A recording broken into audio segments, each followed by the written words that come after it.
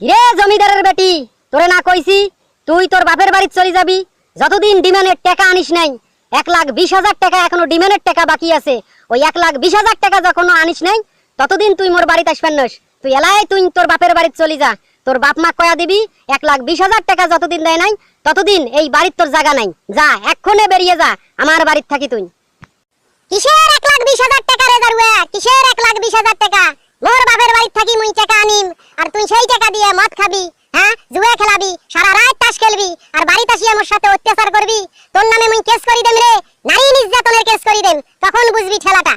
আবার কি আমারে মেশিনটা স্টার্ট দিবার কোষ? মেশিন স্টার্ট দিবার কোষ? বহুদিন থাকি মেশিন কিন্তু স্টার্ট দেন না, বুঝছিস? বহুদিন থাকি ডাঙাডাঙ্গি হয় না।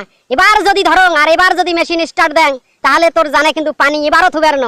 1,20,000 টাকা ডিমান্ডের ভালোই ভালো আন। সামনে ঈদ, বুঝছিস? ঈদের মার্কেট করা লাগবে, তাছাড়া কুরবানিও দেওয়া লাগবে।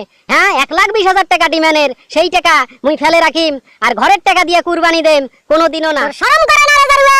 লজ্জা করে না? ডিমান্ডের টাকা দিয়ে কুরবানি দিবি? মোর বাপ মা যখন ডিমান্ডের টাকা দিবে তখন তুই কুরবানি দিবি। মোর বাপ মা এলাই টাকা দিবার পাবার নাই, যখন সময় হবে তখন টাকা দিব।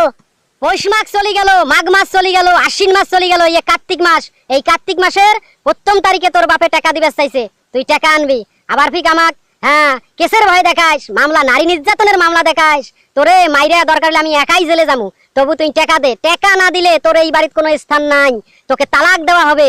তালাক দিয়া আরেকটা বিয়ে করিয়া দরকার হলে ডিমান্ড নিয়ে এবার কুরবানির টাকা জোগাড় করতে হবে। ঘরের টাকা দিয়ে কুরবানি হবে না।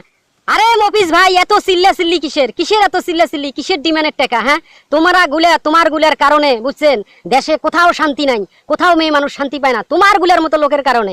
আচ্ছা তোমরা কিসের ডিমান্ডের টাকা চান? হ্যাঁ তোমার ঘরও তো একটা মেয়ে আছে, এই মেয়েকে তো বিয়ে দেওয়া লাগবে, তখন তোমার খারাপ লাগবেন নয়? এই ডিমান্ডের প্রচলনটা তোমরা বাদ দাও, বুঝছেন?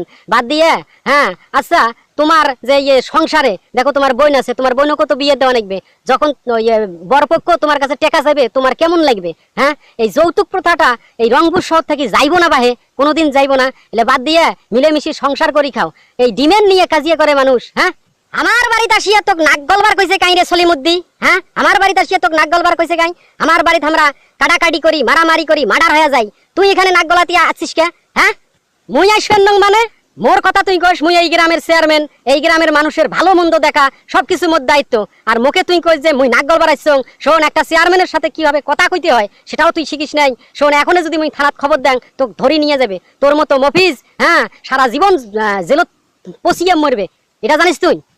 চেয়ারম্যানের বেটা, আরে ও চেয়ারম্যানের বেটা, তোমরা ইয়া পুলিশের কাছে ধরে দেন তো, বুঝছেন? উইয়ার জব্দতে সংসারে অশান্তি খালি। একটা মেয়ে বড় হবার নাইছে, তাকে বিয়ে দেওয়া লাগবে। মানুষে যদি দেখে যে এই সংসারে এই রকম পরিস্থিতি, তাহলে মানুষে কি মুই বিয়ে মানে ওই মোর মেয়েটাকে মুই বিয়ে দিবার ভাই? হ্যাঁ মানুষের কাছে মানুষ আসলেই তো করবে যে আমার ফ্যামিলিটা খারাপ, ওই ফ্যামিলির বিয়ে করা যাইবো না। এই মফিজক পুলিশক ধরে দাও তো তোমরা, তোমার আল্লাহর দোহাই লাগে। তবু এই রকম লোক যদি থাকে তাহলে এই সমাজ, এই সংসার, এই দেশে কোনোদিন যৌতুক প্রথা যাবার নয়। এইসব লোকদের শাস্তি হওয়া দরকার, কঠিন শাস্তি, প্রয়োজনে ফাঁসি দেওয়ার দরকার এদেরকে।